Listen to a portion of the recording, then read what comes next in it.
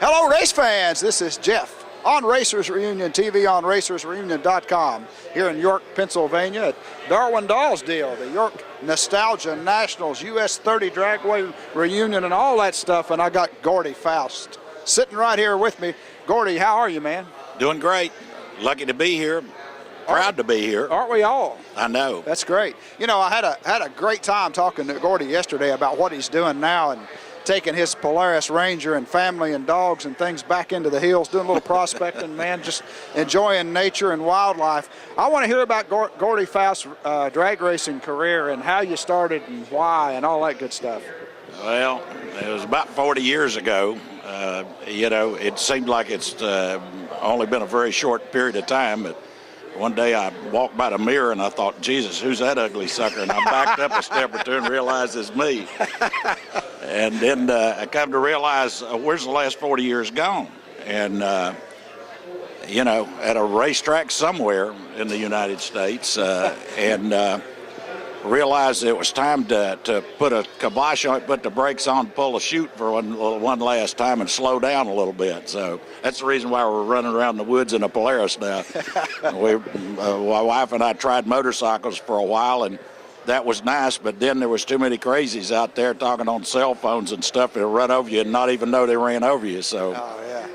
But I'm enjoying it, and it's the race car. I enjoyed it all the years of doing the racing, and it was a real competitive challenge to try to go faster, try to do something that somebody else hadn't thought of or hadn't tried yet, or maybe tried and didn't make it work, and we were bound and determined to make it work. Right. And it's been an exciting adventure.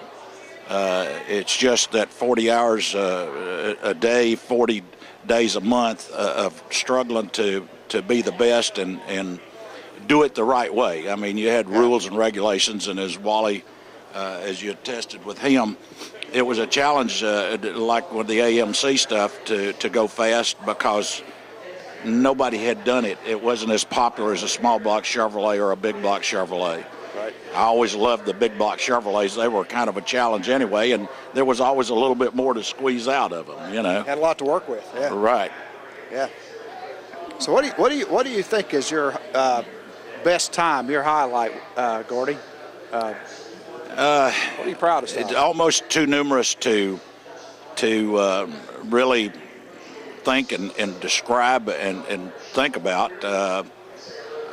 My wife accuses me sometimes, says you can remember ETs and speeds from 25 years ago and you can't remember 25 minutes ago. So there's a lot of good things to be said about that. And she says, she says, you amaze me. You know, you can spit them times, ETs and speeds out and go on, and I'll ask you something about it, something day before yesterday or what, and you don't remember a thing about it. And I thought, well, I'm safe that way, you know. Oh, man. But go ahead. It was just here a few weeks ago. It was June the 18th of this year, 20 years ago. Wow. And it seems like it was like 4 or 5 years ago.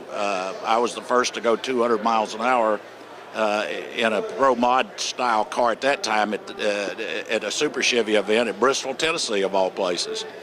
And then we're in the process of trying to move, and so after 32 years of being in the same place, I don't have to tell you what kind of archives my basement is. Magazines, newspapers, carburetor parts and pieces, turned in 170 pounds of aluminum pistons and rods from the Pro Mod car. And I said, you know, this is amazing. I sent Wally Bell a picture, and I said, the cost of drag racing. I said, I paid, and I got a deal on the pistons at probably $55 or $60 a piece because most guys were paying $100 a piece for pistons. And I turned them in, and I got 25 cents a pound for them. So, you know, they weren't quite as good a condition when I got turned them in as they were when I bought them, of course. But that's been an experience because just being dug into that basement for the last 3 or 4 weeks trying to go through all the stuff and get rid of all the junk and try to keep all the good stuff, you know. I can only imagine. But the 20 years ago has gone so fast that it's absolutely scary.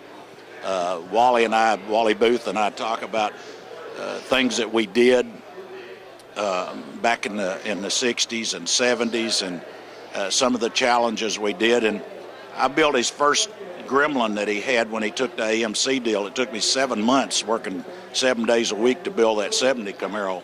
And that car was actually about a year ahead of its time when we brought it out. It would absolutely hook up in a mud hole. And we ran the car about 6 or 8 races, and he signed the deal with American Motors. And we had a real challenge there because one of the other guys that helped me on the deal, we had a body in white to start with, and 69 days later was painted together with the engine in it and on its way to California. Wow. So